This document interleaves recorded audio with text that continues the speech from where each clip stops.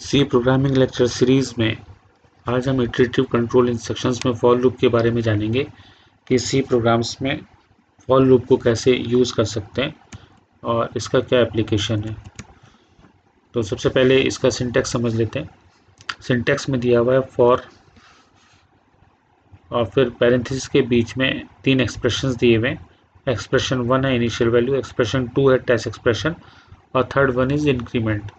यानी कि यहाँ पर फॉर लूप की इनिशियल वैल्यू को हम देंगे, उसके बाद टेस्ट एक्सप्रेशन देंगे जो हमारे फॉर लूप को कंट्रोल करेगा, यानी कि उसके ट्रू होने पर हमारे फॉर लूप की बॉडी में जो भी सेट ऑफ इंस्ट्रक्शन लिखे होंगे उनका एग्जीक्यूशन होगा और फॉल्स होने पर जो सेट ऑफ इंस्ट्रक्शंस लिखे होंगे फॉर लूप के लिए उनका एग्जीक्यूशन नहीं होगा। और लास्ट में थर्ड एक्सप्रेशन है इंक्रीमेंट या डिक्रीमेंट। ये एग्जाम्पल दिया हुआ है कि हमें हेलो वर्ल्ड 10 टाइम्स प्रिंट करना है। यहाँ पर आई की इनिशियल वैल्यू 1 है, फिर है आई इज़ लेस देन और इक्वल्स टू 10। जब तक ये टेस्ट एक्सप्रेशन हमारा ट्रू रहेगा तब तक लूपिंग होती रहेगी और लास्ट में आई प्लस प्लस।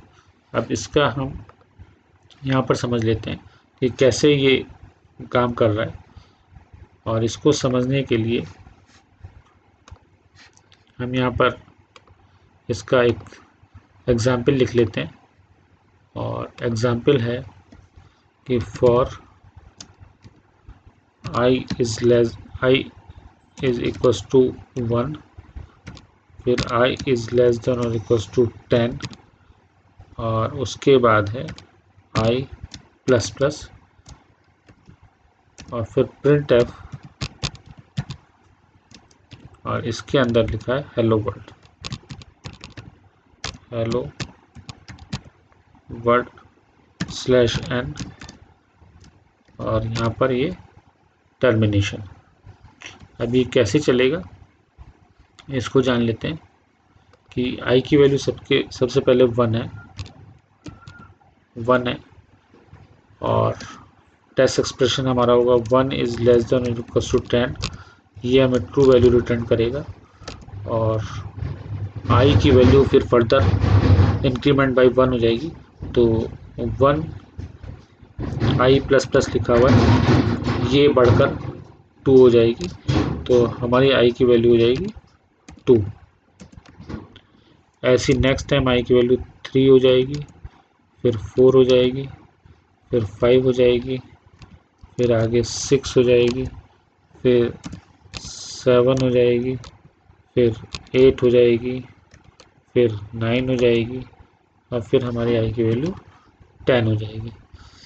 और जब 10 हो जाएगी तो ये चेक करेगा 10 इज़ लेस देन और इक्वल्स टू 10, तो ये हमें ट्रू वैल्यू रिटर्न करेगा और फिर आगे इंक्रीमेंट करेगा और आई की वैल्यू हमारी इसके बाद हो जाएगी 11 और फिर एक्सप्रेशन चेक करेगा 11 इज़ लेस देन और इक्वल्स टू 10। अब यहाँ पर हमारा ये एक्सप्रेशन क्या हो जाएगा, फेल हो जाएगा। ये एक्सप्रेशन हमारा फेल हो जाएगा और यहीं पर हमारा लूप का टर्मिनेट हो जाएगा, लूप का टर्मिनेशन हो जाएगा। फर्दर हमारी लूपिंग अब नहीं होगी। अब इसको एक कोड की मदद से समझ लेते हैं कि इसको कोड में कैसे इम्प्लीमेंट करेंगे। कोड में इम्प्लीमेंट करने के लिए छोटा सा एक प्रोग्राम लिख लेते हैं।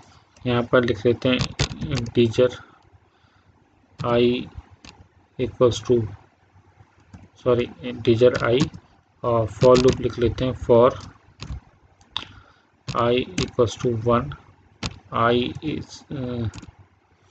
आई इज़ लेस देन और इक्वल्स टू 10 और फिर आई प्लस प्लस। इसके बाद यहाँ पर लिख लेते हैं प्रिंट एफ और hello world slash N. Further इस प्रोग्राम को एग्जीक्यूट करते हैं। तो अगर हम अपने प्रोग्राम का एग्जीक्यूशन देखें और इसका रिज़ल्ट देखें तो यहाँ पर देखिए 10 टाइम्स हेलो वर्ल्ड इसने प्रिंट किया हुआ है। अब आगे हम इसमें समझ लेते हैं कि फर्दर और क्या चेंजेस कर सकते हैं अपने प्रोग्राम में। अब यहाँ पर इसको हम अगर यहाँ पर लिख दें i is equals to i+2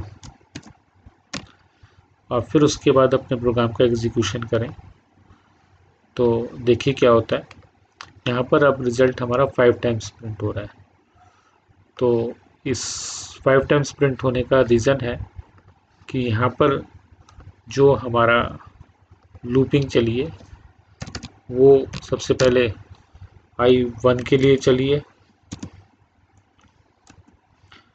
फिर i की वैल्यू 3 कर दी है उसने, फिर i की वैल्यू 5 कर दी है, फिर i की वैल्यू 7 कर दी है और फिर i की वैल्यू 9 कर दी है और नेक्स्ट टाइम जब चलेगा तो 11 कर देगा। वहाँ पर आपका लूप टर्मिनेट हो जाएगा, टेस्ट एक्सप्रेशन फेल कर जाएगा।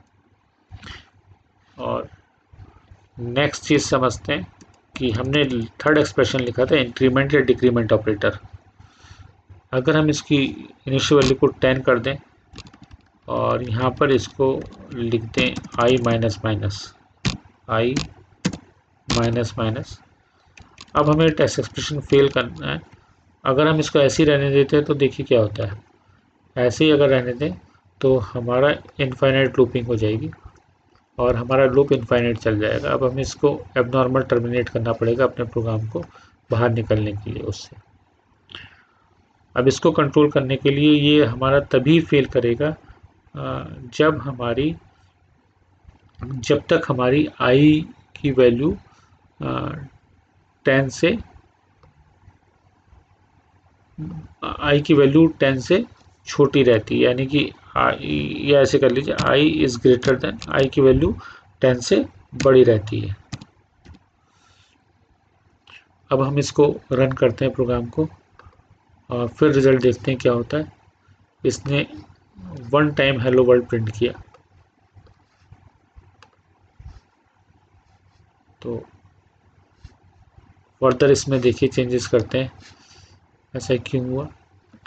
इसको अगर हम 1 कर दें यहाँ पर तो i should always be greater than और इक्वल्स टू 1, यानी कि सबसे पहले i की वैल्यू 10 होगी तो कंडीशन ट्रू होगी, फिर वो उसको -1 करके 9 करेगा, फिर 8 करेगा, फिर 7 करेगा, 6 5 4 3 2 1 करेगा और जब 1 हो जाएगी तो 1 इज़ लेस देन और इक्वल्स टू 1 के लिए चलेगा, लेकिन 1 को फिर 0 कर देगा और जब नेक्स्ट टाइम 0 होगी 0 इज़ ग्रेटर देन और इक्वल्स टू 1, वहाँ पर आपकी एक्सप्रेशन फेल कर जाएगा और फर्दर लूपिंग नहीं होगी। तो इसने 10 टाइम्स प्रिंट कर दिया हेलो वर्ल्ड। अगर हम इस प्रोग्राम का एग्जीक्यूशन करते हैं तो ये हेलो वर्ल्ड को 10 टाइम्स प्रिंट कर रहा है।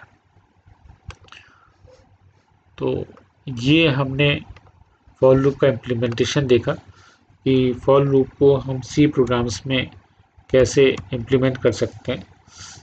इसको एक बार और देख लेते हैं कि फॉर इनिशियल वो एक कीवर्ड है, उस पैरेंथेसिस के बीच में 3 एक्सप्रेशंस लिखे हुए कि इनिशियल वैल्यू हमें देनी है, टेस्ट एक्सप्रेशन हमें देना है और इंक्रीमेंट और डिक्रीमेंट वैल्यू हमें देनी है।